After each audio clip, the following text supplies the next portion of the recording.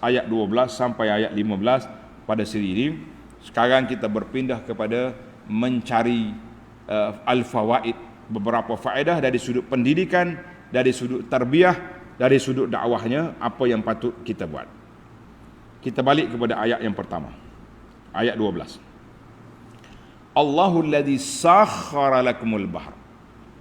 Allah Ta'ala beri kemudahan kepada kamu, mempermudahkan kamu menggunakan lautan. Kata di ulama tadabbur, hadhihi ayatu ibrah. Ayat ini ayat pengajaran, iktibar kepada kita tentang bagaimana bahtera membelah lautan. Allah Ta'ala permudahkan benda, sakhara hadzal makhluk al-azim li hadzal makhluk ad-dhaif. Laut besar Allah permudahkan untuk menggunakan kapal-kapal yang lemah. Kapal tu lemah, sekali dia pom yalah ombak baik terbalik. Nak kata apa? Sekali mari ribut akak dia punya air masuk dalam kapal tenggelam. Tapi boleh berjalan molek-molek kapal ni. Jarang-jarangnya kita dengar tenggelam. Jarang-jarang. Ada juga ketika Allah Ta'ala nak suruh kita sedar bahawa mung ni laut, penumpang atas laut ni bukannya tokel laut, jangan duduk berani sangat. Maka jadi dalam ayat ini para pelajar sekalian, ayat Allahul ladzi sakhkhara lakumul bahra litajriyal fulku fi bi amrihi. Allah Ta'ala sebut di sini bagaimana bahtera membelah lautan, dia akan berjalan dengan 3 cara. Tanda ini dipanggil ilmu tadabbur. Yang pertama, dia perlu pada 3 benda. Ar-riyah allati tajri ala wufqil murad. Angin yang bertiup mengikut lorong kita nak pergi jalan. Pasal itulah dia panggil al-malahin, puak-puak kapal ni, dia tahu musim ni angin pergi kot ni, musim ni angin pusing kot ni. Jadi kalau angin satu lorong je, tak balik lagi kita. Waktu nak pergi boleh, balik tak ada. Macam mana nak buat? Allah Ta'ala buat pandai. Jadi dia tahu musim ni kita kena mengembara pergi. Musim sekian angin pusing kot ni pula, kita balik. Ya salam. Zaman kita hari ni dengan ada enjin ni, musim mana apa pakai jalan belakang. Tak apalah. Yang pentingnya kita kena mikir asal kejadian, asal penggunaan laut. Orang tak ada enjin, tak ada minyak, tak ada apa, ada layar. Angkat layar, ikut musim. Subhanallah. Yang kedua, khalaq wajhil ma'. Allah Ta'ala jadi permukaan air yang lembek itu menjadi lebuh raya kepada bahtera yang boleh duduk atas dia. Macam mana? Air itu boleh tampung tu, boleh menampung besar kapal tu. Kalau kecil-kecil kita tak boleh. Ni kapal yang berapa juta, berapa ribu tan dia punya muatan, dia boleh ditanggung oleh air yang lembek tu. Patut tenggelam air habis lah, jalan molek-molek. Subhanallah. Yang ketiga, khalqul khashabah. Allah Ta'ala jadikan kayu ataupun besi-besi ni yang boleh terapung di atas permukaan air, yang tidak tenggelam dalam air. Jadi kita kena mikir.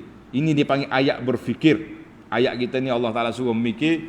Mu jangan duk kira dengan otakmu ya. Mu kena kira semua tu di sebalik teknologi kapal yang berjaya ni. Wahadhil ahwal, semua 3 perkara ni bukan di bawah kuasa manusia, sudah pasti di bawah kuasa pentadbir al-khallaqul alim, pencipta yang maha berkuasa, yang telah menciptakan laut, menciptakan kayu-kayu yang boleh berjalan di atas laut. Kita kata subhanallah, Allahu akbar. Itu yang pertama, ya, itu faedah yang kedua. Mari kita cari faedah yang kedua pula. Wasakhkhara lakum ma fis samawati wa ma fil ardi jami'an min. Allah permudahkan hak di angkasa, cakrawala semua, dan juga di atas muka bumi, bukit bukau, pokok kayu, apa benda atas bumi, minhu, daripada limpah kurnia Allah.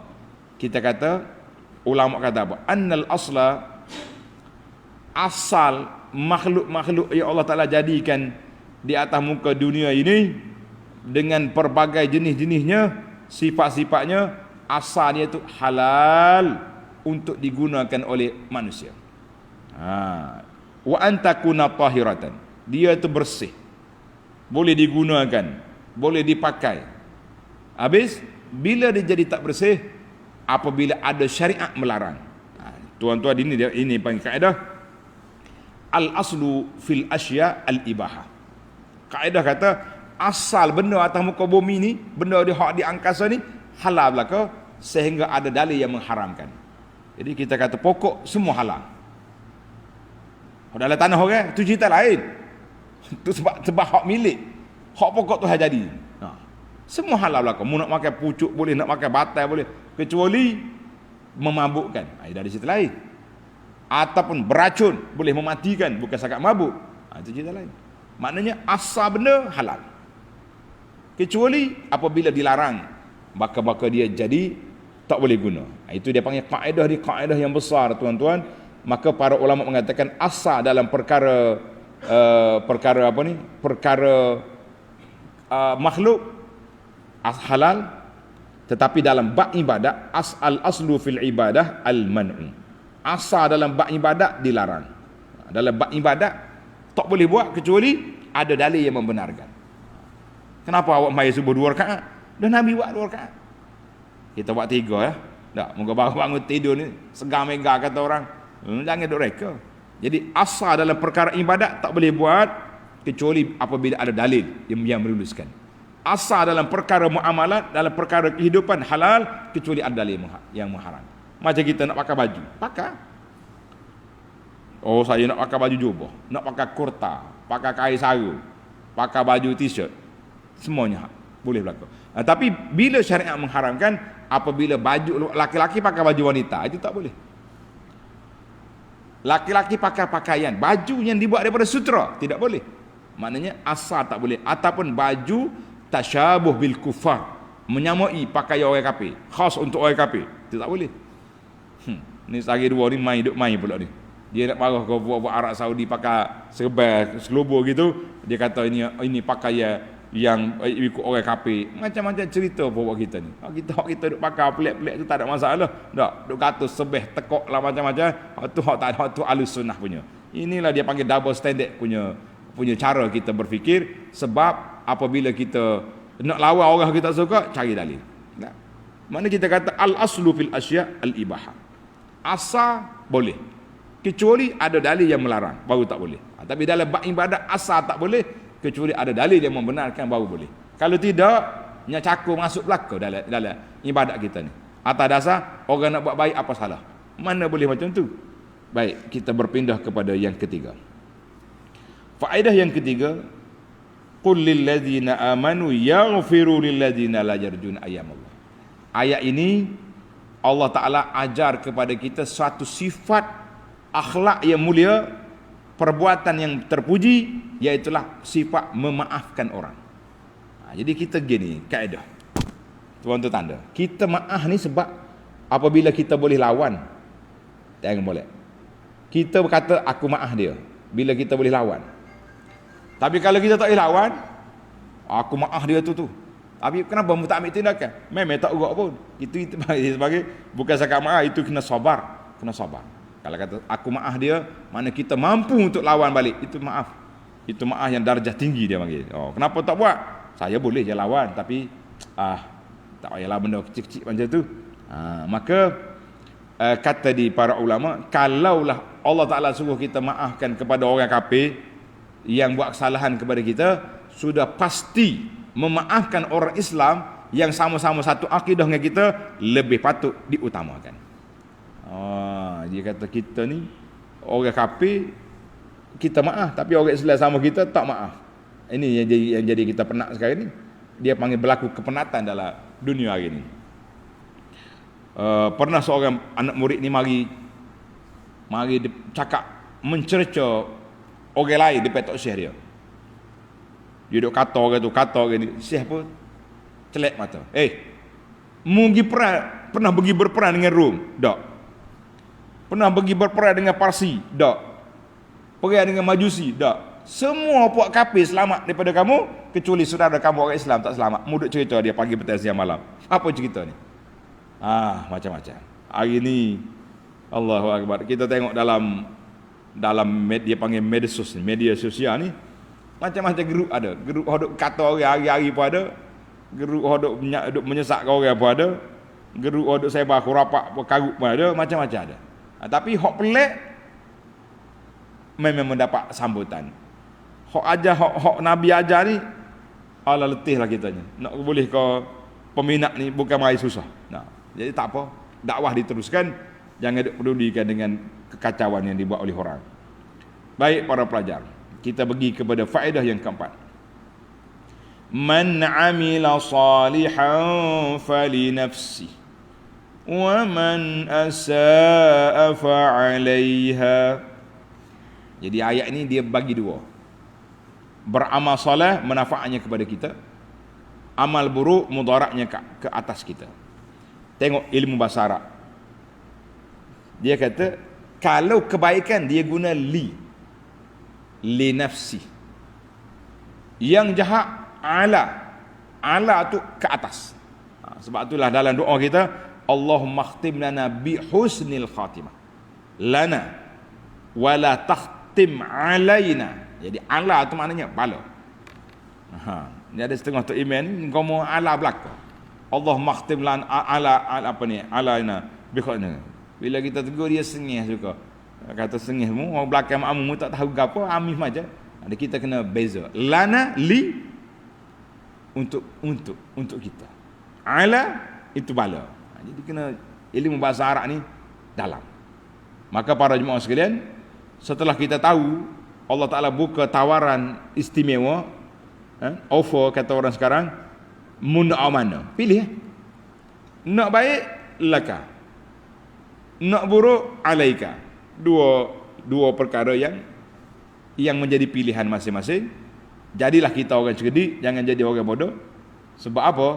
Orang bodoh yang orang yang pilih benda tak baik untuk diri dia. Betul tak? Allah, kita nak beli gapo pun cek belaka. Tapi masalahnya dalam bab ibadat ni kita tak mikir benda lagi tu. Baik, kita pergi kepada ayat kita ni, ayat yang terakhir juga, man amila salihan fali nafsih. Apakah ciri-ciri amal soleh? Semua benda kita mengharap kita buat benda soleh belaka. Betul tak? Tapi kaedah dalam Islam dia ada SOP dia. Bukan benda jadi soleh belaka. Jadi kata di para ulama, anna kulla amalin, semua amalan yang dibuat tidak ikhlas, fahuwa dararun ala sahibihi, maka dia memberi mudarat kepada kita. Buat tak ikhlas. Ini kita kadang-kadang kita takut. Tak saudara kira hak kafir ni sama-sama kita ya. Buat amalan dah. Sudah buat amalan hak peribadi ni lah. Nak tunjuk kau orang pula dah. Buat baik orang. Suka buat mak jamuan, suka beri macam-macam. Sekali tak dapat hak kita nak, mengungkit. Dia tak mengungkit lain, dia mengungkit di Facebook dia ya. Waktu kita ingat ke dia, waktu kita buat makanan ingat ke dia, hantar di rumah dia. Waktu dia buat tak ingat kita, ini apa punya perangai tengok. Dia mengungkit. Itu semua yang meruntuhkan amalan kita ni. Satu, riak ni waktu kita buat. Yang kedua, mengungkit itu setelah dibuat. Ingat dua perkara. Pada itulah anak kata, tersimpannya pahala kita 20 tahun, molek, subur, segar, megar kata orang, tiba-tiba lepas 20 tahun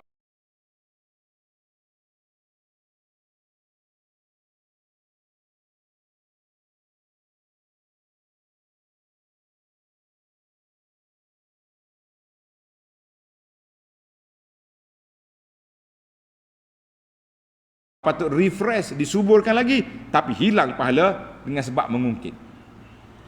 Pak cik ni, dia tengok budak kampung ni miskin, dia tolong bagi bantuan sekolah, contohlah kita kata. Budak cerdik cuma miskin, masuk sekolah rendah habis, naik menengah habis, masuk universiti habis, selepas habis boleh kerja, balik-balik pak cik tua tak ingat dah. Lalu depan tangga dia tak berhenti, nangis kereta besar dah lah. Dia bercakap pinggir, bahasa budak celaka. Aku pergi jak kecil lagi. Tua tak wisalah kat aku ni. 20 tahun pahala disimpan, zep aja. Hancur lebur dengan sebab mengungkit. Ini cukup bahaya. Jadi keruntuhan pahala kita sama ada waktu buat tu riak ataupun sum'ah, mencari glamour, nak suruh orang puji ibadat kita ataupun mengungkit perbuatan, maka itu meruntuhkan pahala. Maka dengan situ kata di ulama salaf, al-amal salih, amalan nak jadi soleh, ma jama'a baina syartaini, iaitu amalan yang terkumpul dua syarat. Syarat yang pertama al-ikhlas, kita mesti ikhlas imalat kita buat. Yang kedua al-mutaba'ah, kita mesti ikut apa yang dibuat oleh Nabi sallallahu alaihi wasallam, jangan yang kita reka. Dalam ibadat jangan duk reka. Hak Nabi ajar pun tak habis nak buat.